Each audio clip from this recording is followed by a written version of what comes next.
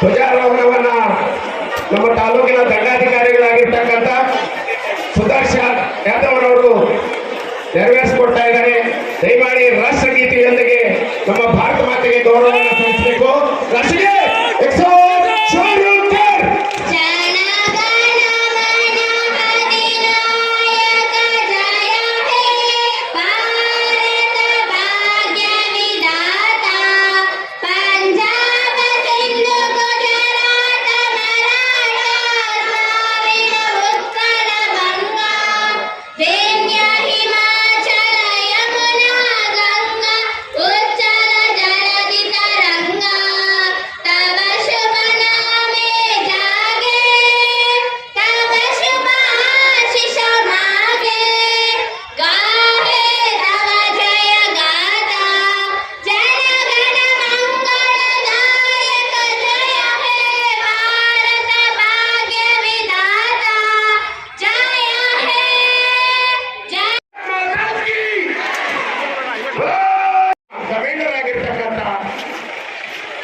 ರಂಗಸ್ವಾಮಿಯವರು ಪರಿವೀಕ್ಷಣೆಗೆ ಅನುಮತಿಯನ್ನು ಕೊಡ್ತಾ ಇದ್ದಾರೆ.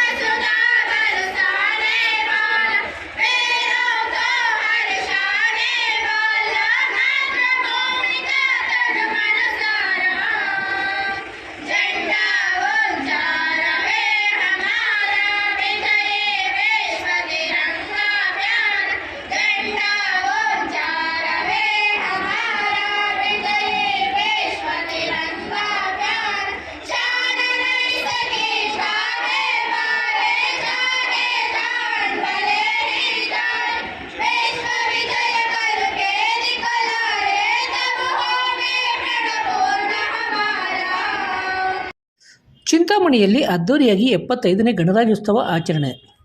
ಡಾಕ್ಟರ್ BR ಅಂಬೇಡ್ಕರ್ ಅವರ ನೇತೃತ್ವದಲ್ಲಿ ರಚನೆಯಾದ ಭಾರತ ದೇಶದ ಸಂವಿಧಾನ ಇಡೀ ಪ್ರಪಂಚದಲ್ಲಿಯೇ ಬಲಿಷ್ಠವಾದ ಸಂವಿಧಾನವಾಗಿದ್ದು, ಇಡೀ ಪ್ರಪಂಚಕ್ಕೆ ಮಾದರಿಯಾಗಿರುವ ಸಂವಿಧಾನವನ್ನು ಪಡೆದಿರುವ ಭಾರತೀಯರಾದ ನಾವು ಧನ್ಯರಾಗಿದ್ದೇವೆ ಎಂದು ತಹಸೀಲ್ದಾರ್ ಸುದರ್ಶನ್ ಯಾದವ್ ಅವರು ತಿಳಿಸಿದರು. ವಾಣಿಜ್ಯ ನಗರ ಚಿಂತಾಮಣಿಯಲ್ಲಿ ರಾಷ್ಟ್ರೀಯ ಹಬ್ಬಗಳ ಆಚರಣಾ ಸಮಿತಿಯಿಂದ ನಗರದ ಝಾನ್ಸಿ ಕ್ರೀಡಾಂಗಣದಲ್ಲಿ ಹಮ್ಮಿಕೊಂಡಿದ್ದ 75ನೇ ಗಣರಾಜ್ಯೋತ್ಸವ ಕಾರ್ಯಕ್ರಮದಲ್ಲಿ ತಹಸೀಲ್ದಾರ್ ಸುದರ್ಶನ್ ಯಾದವ್ ಅವರು ಪಾಲ್ಗೊಂಡು ರಾಷ್ಟ್ರ ಧ್ವಜಾರೋಹಣ ನೆರವೇರಿಸಿ ಮಾತನಾಡಿ, ಅನೇಕ ಮಹಾನ್ ಪುರುಷರ ತ್ಯಾಗ ಬಲಿದಾನಗಳಿಂದ ಮಹಾತ್ಮ ಗಾಂಧಿರವರ ನೇತೃತ್ವದಲ್ಲಿ ಸ್ವಾತಂತ್ರ್ಯವನ್ನು ಪಡೆದಿದ್ದು, ಈ ದೇಶದ ಜನರೆಲ್ಲ ಸುಖ ಶಾಂತಿ ನೆಮ್ಮದಿ ಸಹಬಾಳ್ವೆಯಿಂದ ಜೀವನ ನಡೆಸಬೇಕೆಂಬ ದೃಷ್ಟಿಯಿಂದ ಡಾಕ್ಟರ್ BR ಅಂಬೇಡ್ಕರ್ ಅವರ ನೇತೃತ್ವದಲ್ಲಿ 1950 ಜನವರಿ 26ರಂದು ಸಂವಿಧಾನದ ಕರಡನ್ನು ಜಾರಿಗೆ ತಂದಿದ್ದು, ಇಡೀ ಪ್ರಪಂಚದಲ್ಲಿ ಒಂದು ಅದ್ಭುತವಾದ ಸಂವಿಧಾನವೆಂದರೆ ಅದು ನಮ್ಮ ಭಾರತ ದೇಶದ ಸಂವಿಧಾನ. ಪ್ರಪಂಚದಾದ್ಯಂತ ಎಲ್ಲ ದೇಶಗಳಲ್ಲಿನ ಕಾನೂನು ಹಾಗೂ ಸಂವಿಧಾನಗಳಿಗಿಂತ ಬಲಿಷ್ಠವಾದ ಕಾನೂನು ಹಾಗೂ ಸಂವಿಧಾನ ಹೊಂದಿರುವ ದೇಶವೆಂದರೆ ನಮ್ಮ ಭಾರತ ದೇಶ. ಭಾರತದ ಪ್ರಜೆಗಳಾದ ನಾವು ಭಾರತವನ್ನು ಒಂದು ಸಾರ್ವಭೌಮ, ಸಮಾಜವಾದಿ, ಜಾತ್ಯತೀತ, ಪ್ರಜಾಸತ್ತಾತ್ಮಕ ಗಣತಂತ್ರವನ್ನಾಗಿ ರೂಪಿಸಲು ದೃಢ ನಿರ್ಧಾರ ಮಾಡಬೇಕೆಂದರು. ಕಾರ್ಯಕ್ರಮದಲ್ಲಿ ನಗರಸಭೆಯಲ್ಲಿ ಉತ್ತಮ ಸೇವೆ ಸಲ್ಲಿಸುತ್ತಿರುವ ಪೌರ ಕಾರ್ಮಿಕರು ಹಾಗೂ ಜಾನಪದ ಕಲಾವಿದರಾದ ಗೊಲ್ಲಹಳ್ಳಿ ನಾರಾಯಣಸ್ವಾಮಿ, ಚುಕ್ರಡಳ್ಳಿ ಶ್ರೀನಿವಾಸ್ ಹಾಗೂ ದೈಹಿಕ ಶಿಕ್ಷಕ ಮಂಜುನಾಥ್ ಅವರನ್ನು ಆತ್ಮೀಯವಾಗಿ ಸನ್ಮಾನಿಸಿ ನೆನಪಿನ ಕಾಣಿಕೆ ನೀಡಿ ಸನ್ಮಾನಿಸಿ ಅಭಿನಂದಿಸಲಾಯಿತು. ಕಾರ್ಯಕ್ರಮಕ್ಕೂ ಮೊದಲು ಸಮಾರಂಭದಲ್ಲಿ ಉಪಸ್ಥಿತರಿದ್ದ ಗಣ್ಯರು ಪೊಲೀಸ್ ಇಲಾಖೆ, ಮಹಿಳಾ ಕಾಲೇಜಿನ NCC ವಿದ್ಯಾರ್ಥಿಗಳಿಂದ ಧ್ವಜವಂದನೆ ಸ್ವೀಕಾರ ಮಾಡಿದರು. ಇನ್ನು ಪೊಲೀಸ್ ಇಲಾಖೆ, NCC ವಿದ್ಯಾರ್ಥಿಗಳಿಂದ ಮೂಡಿಬಂದ ಪಥಸಂಚಲನ ಕಾರ್ಯಕ್ರಮವು ನೋಡುಗರ ಗಮನ ಸೆಳೆದವು. ಕಾರ್ಯಕ್ರಮದಲ್ಲಿ ವಾಣಿ ಆಂಗ್ಲ ಮಾಧ್ಯಮ ಶಾಲೆ, ಆರಿಜನ್ ಶಾಲೆ, MKB ಪಬ್ಲಿಕ್ ಶಾಲೆ, RK ಶಾಲೆ, ಸರ್ಕಾರಿ ಬಾಲಕಿಯರ ಶಾಲಾ ಮಕ್ಕಳಿಂದ ಮೂಡಿಬಂದ ಹಲವು ಸಾಂಸ್ಕೃತಿಕ ಕಾರ್ಯಕ್ರಮಗಳು ನೋಡುಗರ ಗಮನ ಸೆಳೆದವು. ಈ ಸಂದರ್ಭದಲ್ಲಿ ಪೌರಾಯುಕ್ತ BN Chalapathi, EO Anand, BO Umadevi, DYSP Muralidhar, ಸರ್ಕಾರಿ ನೌಕರರ ಸಂಘದ ಅಧ್ಯಕ್ಷ ಮುನ್ರೆಡ್ಡಿ, ನಗರಸಭಾ ಸದಸ್ಯರಾದ ರಾಜಾಚಾರಿ, CK ಶಬೀರ್ ಸೇರಿದಂತೆ ವಿವಿಧ ಸ್ಥಳೀಯ ಸಂಸ್ಥೆಗಳ ಚುನಾಯಿತ ಜನಪ್ರತಿನಿಧಿಗಳು, ಶಿಕ್ಷಕರು ಮತ್ತಿತರರು ಉಪಸ್ಥಿತರಿದ್ದರು.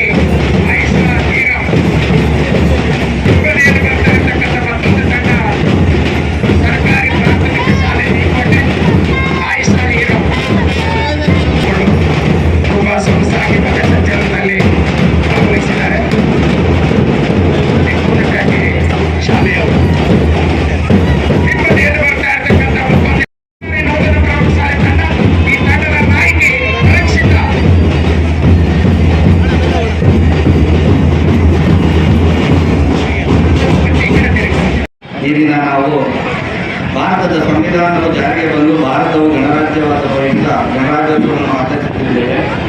ಗಣರಾಜ್ಯ ಎಂದರೆ ರಿಪಬ್ಲಿಕ್ ಸ್ಟೇಟಲ್ಲಿ ಪ್ರಜಾಪ್ರಭುತ್ವ ಅನ್ನೋದಿರುತ್ತೆ.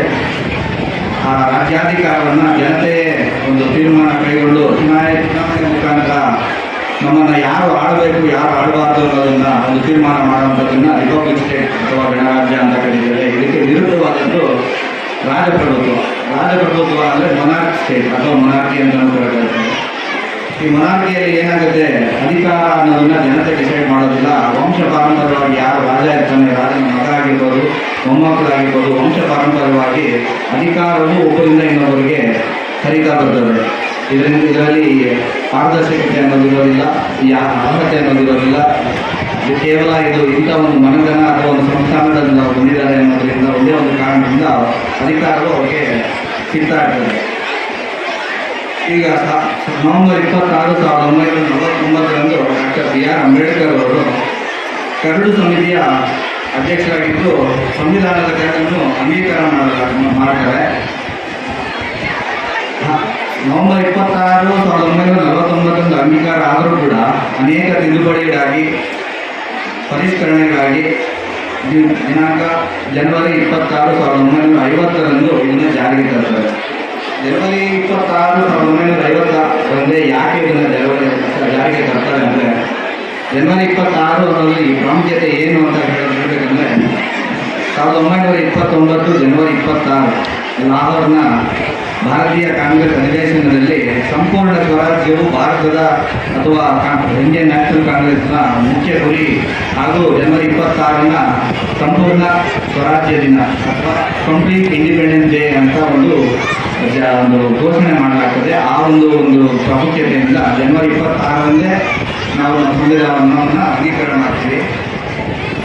ಈ ರಾಜಪ್ರಭುತ್ವ ಅಥವಾ ಮೊನಾರ್ಕಿ ವಿರುದ್ಧ ನಾವು ನೋಡಬೇಕಂದ್ರೆ ಮುಂಚೆ ನಮ್ಮ ಮಾನ್ಯ ಸಚಿವರು, ಉಸ್ತುವಾರಿ ಸಚಿವರು ಹಾಗೂ ನಮ್ಮ ತಾಲೂಕಿನ ಶಾಸಕರು ಆದಂತಹ ಮಾನ್ಯ MC ಸುಧಾಕರ್ ಸರ್ ಅವರು ಚಿಂತಾಮಣಿಯಿಂದ ಪ್ಲಾಸ್ಟಿಕ್ ಮುಕ್ತ ತಾಲೂಕು ಅಂತ ಘೋಷಣೆ ಮಾಡಿದ್ದಾರೆ. ಚಿಕ್ಕಬಳ್ಳಾಪುರ ಡಿಸ್ಟಿಕ್ನು ಕೂಡ ಪ್ಲಾಸ್ಟಿಕ್ ಮುಕ್ತ ಜಿಲ್ಲೆ ಅಂತ ಕೂಡ ಒಂದು ಘೋಷಣೆ ಮಾಡಿದ್ದಾರೆ.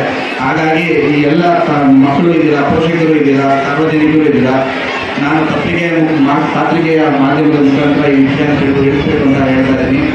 ಪ್ಲಾಸ್ಟಿಕ್ಕನ್ನು ನಾವು ನಮಗೋಸ್ಕರ ಅಲ್ಲ, ಮುಂದಿನ ಪೀಳಿಗೆಗೋಸ್ಕರ ನಾವು ನಿಷೇಧ ಮಾಡಲೇಬೇಕು. ಈ ಪ್ಲಾಸ್ಟಿಕ್ ಮುಂದೆಗೆ ಇದು ಡಿಕಂಪೋಸಿಂಗ್ ರೇಟು ತುಂಬ ಡಿಕೇಟ್ಸ್ ತಗೊಳ್ಳುತ್ತೆ. ಹಾಗಾಗಿ ಇದರಿಂದ ನಮ್ಮ ಮಕ್ಕಳಿಗೆ ತೊಂದರೆ ಆಗಬಾರ್ದು, ಮುಂದಿನ ಪೀಳಿಗೆ ಚೆನ್ನಾಗಿರಬೇಕು ಅಂದರೆ ನಾವು ಪ್ಲಾಸ್ಟಿಕ್ ಮುಕ್ತ ಚಿಂತಾಮಣಿ ತಾಲೂಕು, ಚಿಕ್ಕಬಳ್ಳಾಪುರ ಜಿಲ್ಲೆ ಮಾಡಲೇಬೇಕಾಗ್ತದೆ. ಇದರ ಜೊತೆಗೆ ಇನ್ನೊಂದು ಅನೌನ್ಸ್ಮೆಂಟ್ ಇದೆ.